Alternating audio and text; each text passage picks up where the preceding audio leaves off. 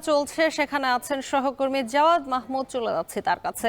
Javad, জানাবেন বর্ধিত সভায় এই মুহূর্তে কি রয়েছে, সেই সঙ্গে সভায় কি কি বিষয় নিয়ে আলোচনা হচ্ছে, বিস্তারিত জানাবেন।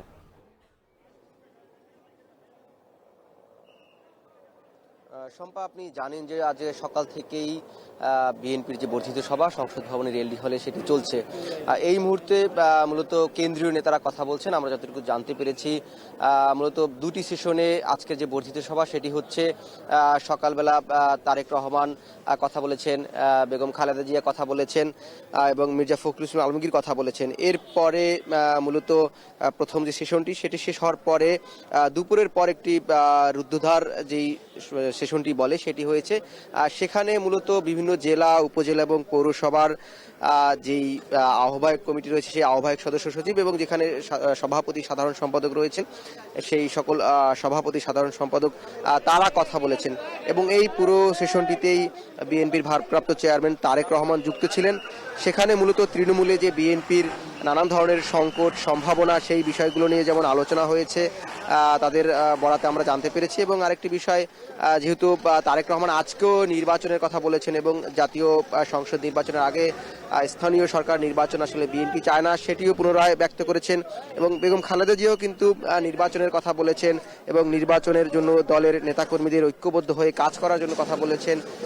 এর প্রেক্ষাপটে মূলত তৃণমূল বিএনপিতে কি ধরনের অবস্থা বিরাজ করছে সবার মন্তব্য আর কি আজকে শোনা হয়েছে দুপুরের পরের সেশনটিতে।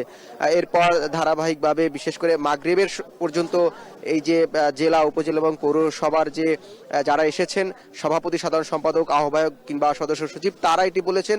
এরপরে কেন্দ্রীয় নির্বাহী পরিষদের সদস্যরা তারা এখন কথা বলছেন, এরপর স্থায়ী কমিটির সদস্যরা কথা বলবেন এবং সবশেষ তারেক রহমান আবার সমাপনী বক্তব্য দিবেন। এর মধ্যে দিয়ে মূলত আজকে এই দীর্ঘ প্রায় 7 বছর পর বিএনপির যে বর্ধিত সভা সেটি শেষ হবে।